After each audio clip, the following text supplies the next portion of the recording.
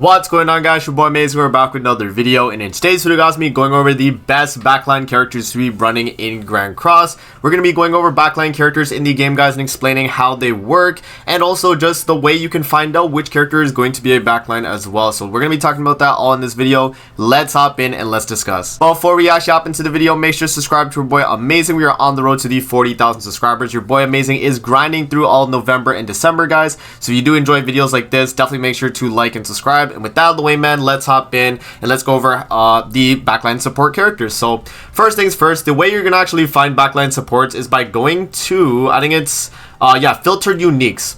And so that's going to be the main way you guys are going to be able to find out a backline character. So if you go through filter uniques and you go to the sub activation one, this little symbol right here means that you can use the character in the backline for some type of supportive ability, right? So if we go to like this Merlin right here, the True Seeker Merlin, if we go to her passive, you can see that it shows the little like icon right there, active even in the sub slot.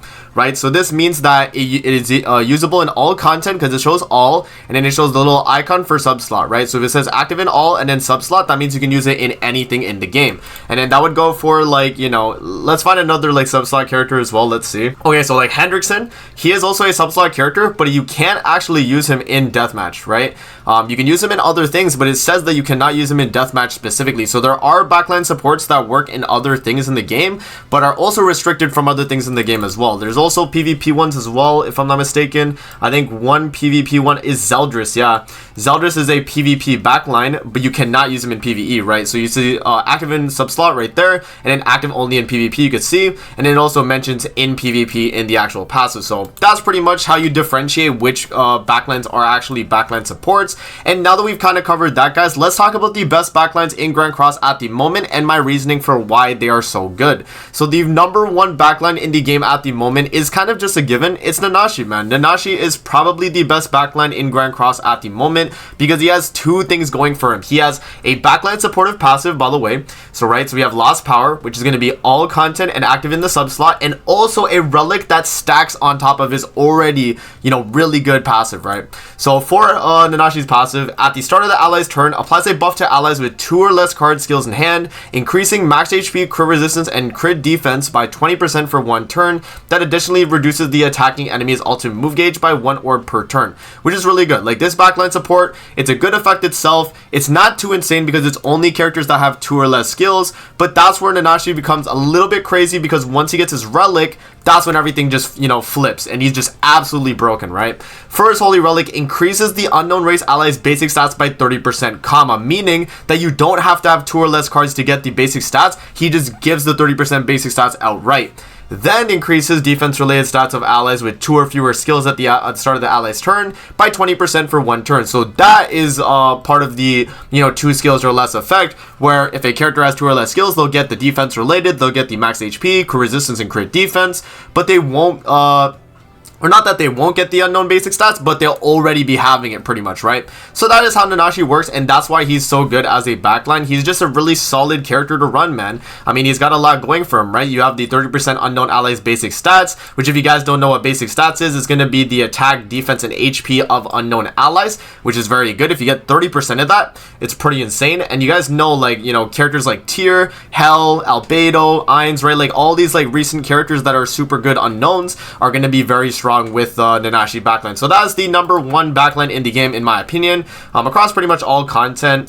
From there, it kind of like, you know, divulges to what you need for like your teams and like what you value. So another character I will mention will be Ragnarok Bon. I think he's a pretty good universal backline. The way Ragnarok Bon works is he increases all allies attack related stats by 10% and decreases all enemies pierce rate, crit chance, and crit damage by 15%. And this works in all content and obviously in the sub slot as well. So you get a 10% attack related stats increase, which is automatically an upgrade over characters like Blue Jericho and like, you know, Green Alioni and stuff, because they do give attack related stats as well, but it's only to a specific attribute, whereas Ragnarok Bon can give it to pretty much any attribute in the game, which is why he is kind of just a universal attack related stat backline and is really good because of that. So Ragnarok Bon is definitely up there for like really good backline characters in the game. Another really good backline in the game is going to be the Red SR Elizabeth, and the reason why she's so good is because she's going to be the best backline for like any type of healing that you need. If you're looking for like a healer and you want to keep your HP super high and consistently, you know, up there, in a lot of content, this Elizabeth is going to be very good, and she's the SR variant, by the way, because of the way she works in the game. So the allies heal 10% of max HP at the start of the allies turn when taking damage, and it's 10% of max HP, right? Very, very good stuff. And as you guys can see, active in the slot, active in all content, and then our Holy Relic is the exact same thing, active in subslot and active in all content, while increasing HP related stats by 15%, which is super broken. So you have this stacked on top of the fact that you have this effect right here, meaning that Elizabeth is going to be giving you guys like insane healing, and you're always going to be up at like, you know, 50% plus HP after you've taken damage on the turn 1. This Elizabeth is one of the best characters even on field, because in Heroes Arena, if you guys remember Heroes Arena teams and all that, this Elizabeth is really good going second, because you can run her and have her, you know, heal up the team while being able to also use the healing card that she has to provide healing for the team as well. So that is another backline character that I would definitely recommend and say is one of the better ones in the game, even though she is an SR character, right? So SR Elizabeth is going to be one of the best backline characters in the entire game.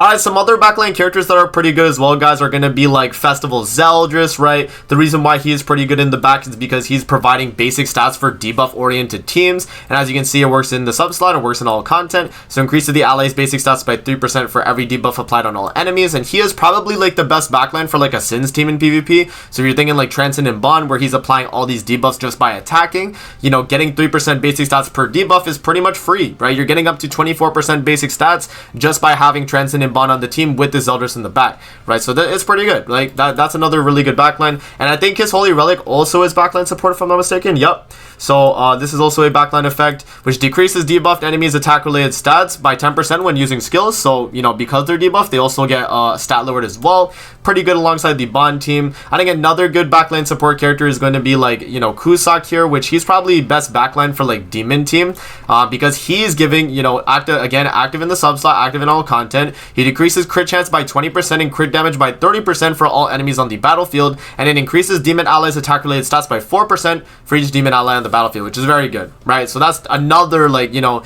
indication of like a good backline character is when you're reading the kit, you want to see that you get like, you know, some type of attack related stats, and then you also want to, you know, kind of, you know, debuff the enemy a little bit as well, which Kuso's able to do that. So another definitely a pretty good backline as well, guys, for like the human team would be either this Arthur right here or this like Easton. So Easton is really good because she's going to increase human allies basic stats by 7% each time an enemy is defeated in PvP. So you guys can see it is active in the sub-slot, but not active in all content. It's only active in PvP, but it's very good in PvP, right? Because you get that 7% basic stats, and then if a human ally defeats an enemy during the ally's turn, remove 2 orbs from the enemy's ultimate move gauge at the start of the enemy's turn, pretty much, right? So they'll lose their gauge the moment it comes to their turn, which is very, very good.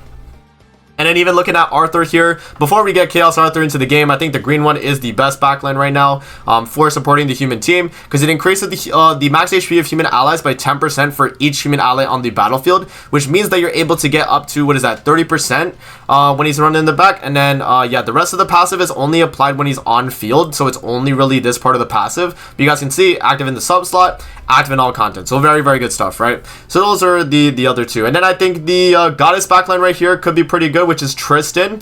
Tristan is both a demon and a goddess backline, but mainly a goddess, because if you look at his kit here, it increases attack related stats for demons by 3% for each demon ally on the battlefield. But as you guys remember, Kuso pretty much had a completely better passive than this, because he's also lowering the enemy's crit chance, crit damage, and giving 4% per demon ally. But the goddess part of this passive is pretty good though, because it increases defense related stats of goddess allies on the battlefield by 15% for each goddess ally on the battlefield. So very good stuff. You get up to like 45% defense related for a full goddess team, and alongside Mael, alongside LR Liz, you know, you're getting a lot of really good tanking right there, guys. So yeah, man, there are some other like, you know, backline supports like Matrona and stuff, right, that do give just like outright basic stats for like a set team. So like giant allies basic stats, this is excluding PvP, but Matrona's Relic also does provide it as well, but for all content. So you guys can see there's things like that where characters are able to provide it. And then one more thing I do want to mention as well is that characters like Tarmiel, even though I'll type it right here, even though Tarmiel is not in the sub-activation section, his Holy Relic counts as a backline support. So there are some characters that have backline supportive effects, and this Tarmiel is one of them, but only through his Holy Relic and not his regular passive. So finding some characters that have Holy Relic backlines are going to be a little bit harder because they don't differentiate that in the actual like search section, because it shows all uniques. Another character like that is actually going to be Jenna, and she was a recent character that got a Holy Relic, but she just gives 12% attack related stats to human allies participating in the battle, and this again works from the back and works in all content. So yeah, man, that's pretty much that though, guys. Those are like my general best backlines for people to use in PvP and PvE as well, respectively, right? It just depends on the type of content you're doing, but a lot of the time, if you go through like the backline supportive characters and kind of just see which is good, you'll be able to tell just by like kind of seeing what they do and stuff, right? Mainly what you're looking for in a lot of things is just going to be more stats, either, you know, lowering the enemy stats, like debuffing the enemy, right? You're looking for things like that, and that's going to obviously equate to a very good character, right? But there aren't too many like backline supportive characters, but when they do work, they are very strong, and those would be my recommendations for the best ones, or even just the ones in general that you guys might want to use. So I hope you guys do enjoy the video, man. That's going to be it for the video. I hope you guys enjoyed. Don't forget to like, comment, subscribe as always. If you guys want to see more videos like this, definitely let me know in the comment section below. I'm going to see you guys in the next video. Peace out and have a great rest of your day, guys. See you later, man.